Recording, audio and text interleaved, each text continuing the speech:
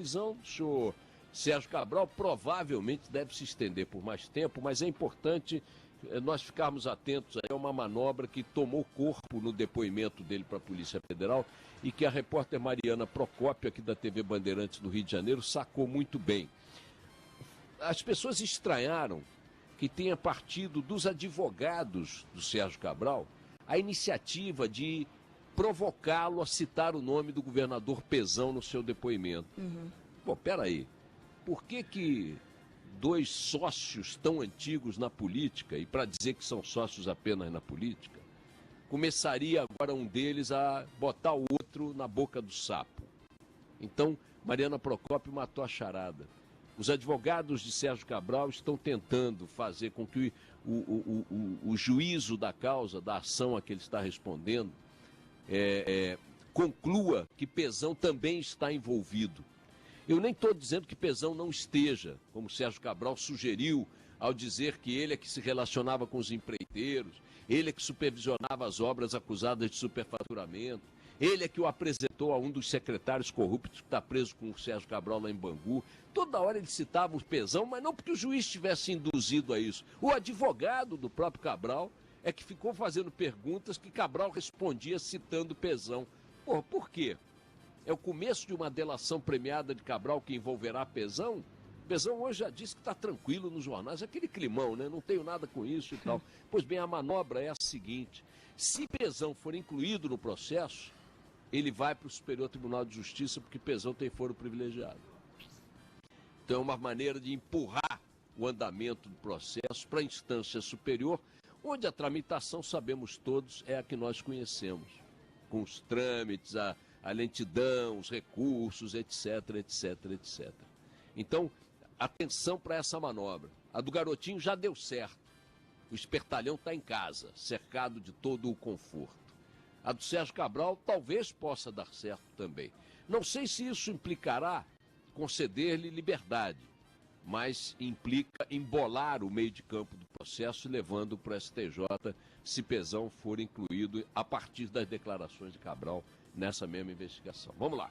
Ontem, a deputada federal e filha de Antony Garotinho, Clarissa Garotinho, que foi expulsa do PR, acusou o juiz eleitoral Glaucenir Silva de Oliveira de ilegalidade. Foi ele que determinou a transferência do ex-governador do Hospital Souza Aguiar para a UPA do Complexo Penitenciário de Jericinó, alegando que Garotinho estava recebendo regalias na unidade municipal. Vamos ouvir um trechinho aqui da reclamação de Clarissa Garotinho. O meu pai foi submetido a um cateterismo, ele colocou um stent. Esse estresse todo desnecessário ao qual ele foi submetido, ele poderia ter infartado. E quem iria responder pela vida dele, senhor presidente? Quem?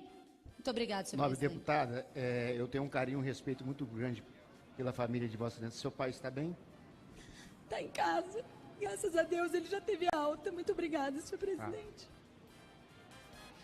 Bom, estou aqui me debulhando em lágrimas e queria te fazer uma... O Carlos Bigato, você disse que alguém foi expulso do PR? Foi expulsa do PR, recentemente, a Clarissa Garotinho.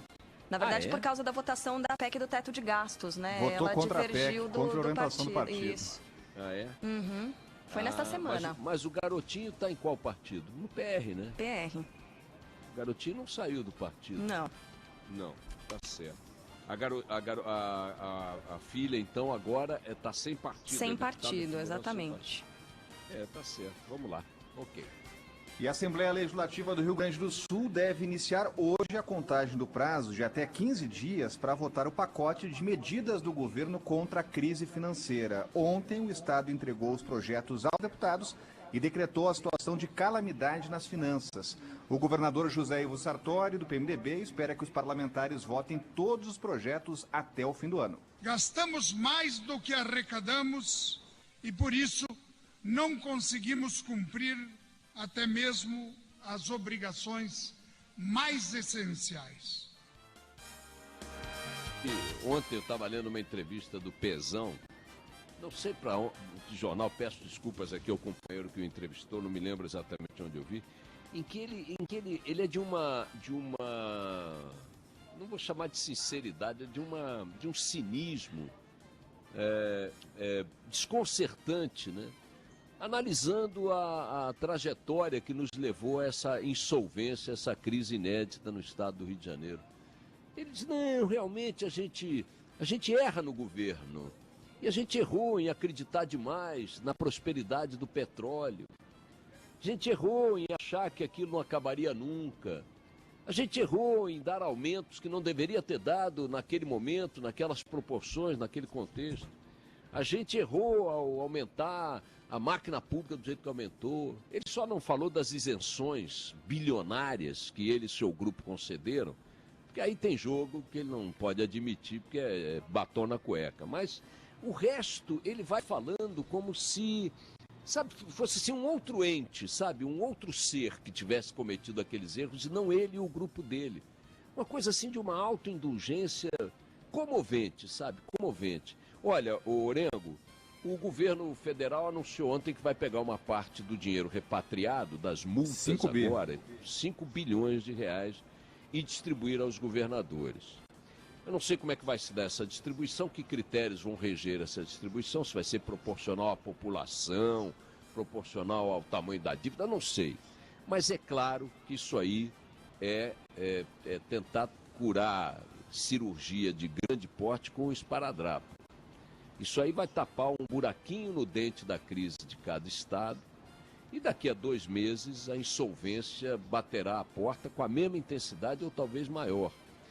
Há algumas manobras que estão sendo feitas que são completamente paliativas, ilusórias, protelatórias. Uma delas é essa: pegar dinheiro novo, com o qual o próprio Tesouro da União não contava, que foi esse dinheiro que entrou aí da repatriação e tal.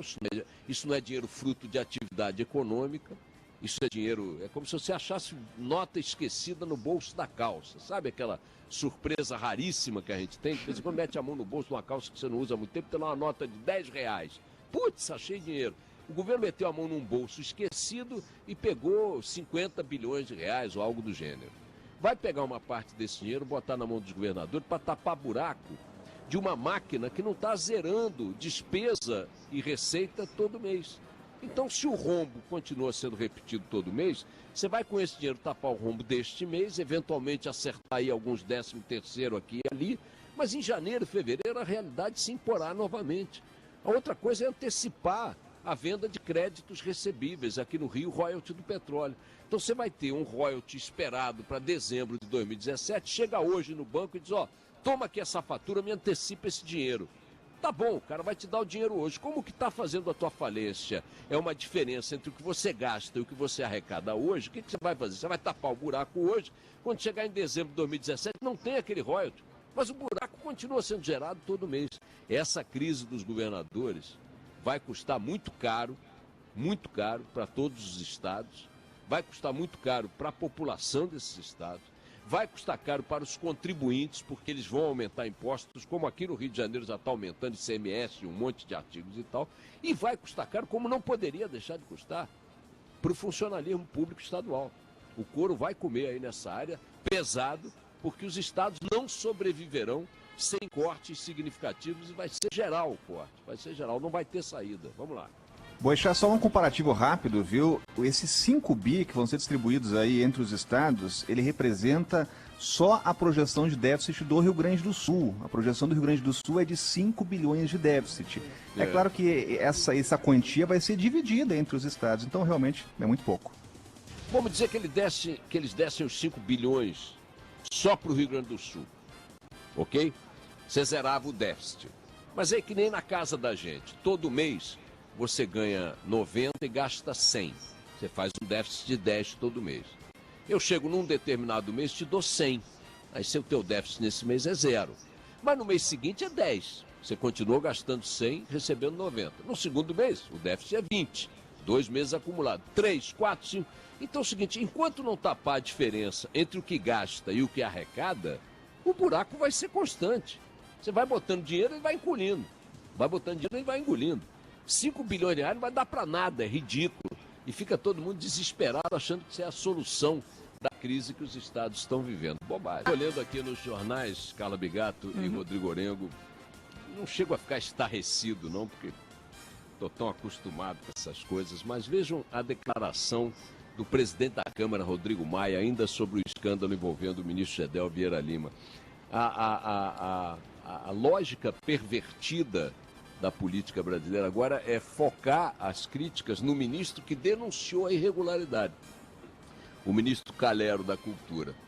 Então o ministro Calhero da Cultura saiu denunciando o Gedel Vieira Lima, homem forte do Palácio, de pressão para defender um projeto de interesse próprio em Salvador.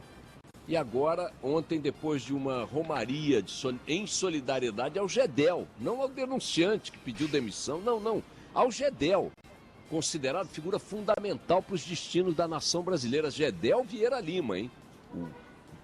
Foi anão do orçamento. Lembra do anão do orçamento? O Gedel já estava lá, um homem de larga experiência na cultura política brasileira. Pois bem, agora vejam o que Rodrigo Maia declarou.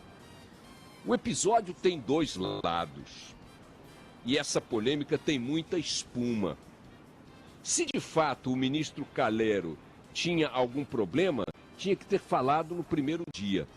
Se eu fosse ministro, nenhum outro ministro falaria comigo esse tema. Você é ministro de uma pasta, eu sou da outra. O ministro sai atirando de forma desnecessária para desestabilizar o Brasil. Rodrigo Maia, quem destabiliza o Brasil são políticos com cartilhas éticas próprias. Por exemplo, teu pai, César Maia. Eu nunca consegui entender o patrimônio que ele tem. Nunca consegui entender. É um fenômeno. Eu queria ser o seu pai.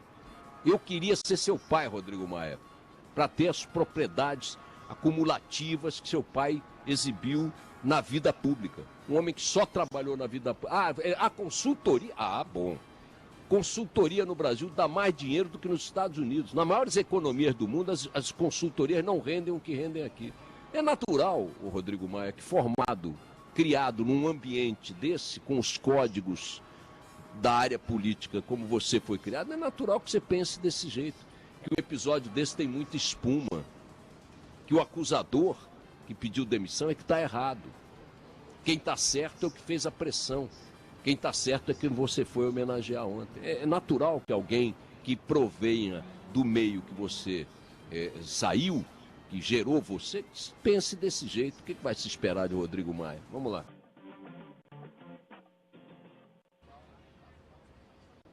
Hora de conversar com Mônica Bergamo, nossa colunista de todas as manhãs. Mônica Bergamo vai falar hoje sobre dinheiro que está sendo recuperado, devolvido, pelas quadrilhas que pilham e pilharam o país, sendo devolvidos aos cofres públicos. Fala, Mônica. Bom dia, Boixá, bom dia a todos. O Supremo Tribunal Federal vai julgar hoje, deve julgar hoje, se o dinheiro que esses condenados têm que devolver para os cofres públicos, Boixá, deve ser considerado uma simples dívida que eles têm ou se é parte da pena a ser aplicada pela Justiça. Parece um jogo de palavras sem maior importância, Boixá, mas não é.